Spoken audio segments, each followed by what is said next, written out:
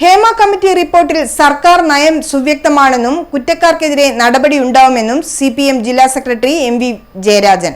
നിലവിൽ ഓൺലൈൻ വഴിയും നേരിട്ടും ലഭിച്ച പരാതിയുടെ അടിസ്ഥാനത്തിൽ കേസ് രജിസ്റ്റർ ചെയ്യുകയും പരാതിക്കാരുടെ മൊഴികൾ രേഖപ്പെടുത്തുകയും ചെയ്തെന്നും MV ജയരാജൻ പറഞ്ഞു. CPM ജില്ലാ കമ്മിറ്റി ഓഫീസിൽ മാധ്യമപ്രവർത്തകരോട് സംസാരിക്കുകയായിരുന്നു ജയരാജൻ. മുകേഷ് MLA സ്ഥാനത്ത് തുടരണമോ എന്ന് ചർച്ച ചെയ്ത് തീരുമാനിക്കേണ്ടതാണ്. കുറ്റം ചെയ്തവർ ആരായാലും സംരക്ഷിക്കപ്പെടില്ലെന്നും ജയരാജൻ പറഞ്ഞു.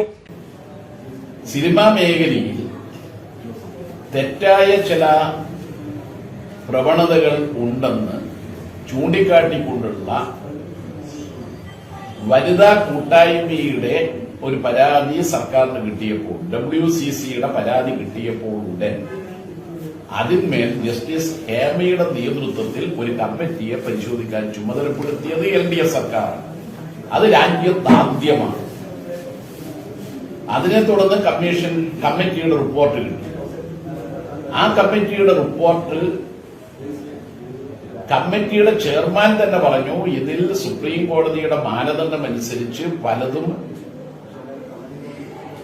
പുറത്തു പറയാൻ പാടില്ലാത്തതാണ്. അതോടൊപ്പം അന്ന് വിവരാവകാശ കമ്മീഷണറും പറഞ്ഞു റിപ്പോർട്ട് പരസ്യപ്പെടുത്താൻ പാടില്ല. എന്നാൽ തുടർന്ന് വിവരാവകാശ കമ്മീഷണറും പുതിയ വിവരാവകാശ കമ്മീഷണറും ഹൈക്കോടതിയും പറഞ്ഞു സുപ്രീം കോടതി മാർഗരേഖ അനുസരിച്ച് പുറത്തു പറയാൻ പാടില്ലാത്ത കാര്യങ്ങൾ ഒഴിച്ചുള്ള പൊതുവായ കാര്യങ്ങൾ പരസ്യമായി ജനങ്ങളെ സമക്ഷം അവതരിപ്പിക്കാവുന്നത്. അങ്ങനെയാണ് പ്രസിദ്ധീകരിച്ചപ്പോ ഒരു കാര്യം സർക്കാർ വ്യക്തമാക്കി, എത്ര ഉന്നതരായാലും തെറ്റ് ചെയ്തതായി കണ്ടെത്തിയാൽ നടപടി സ്വീകരിക്കണം. അത് സർക്കാർ അക്ഷരം പ്രതി ഇപ്പൊ നടപ്പാക്കുകയാണ്.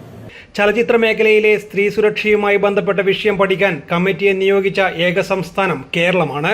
വിവരാവകാശ കമ്മീഷൻ തന്നെ ചൂണ്ടിക്കാട്ടിയ ഹേമ കമ്മിറ്റി റിപ്പോർട്ടിലെ ചില കാര്യങ്ങൾ മാത്രമാണ് പുറത്തു വിടാതിരുന്നത് എന്നും ജയരാജൻ പറഞ്ഞു. News desk city news.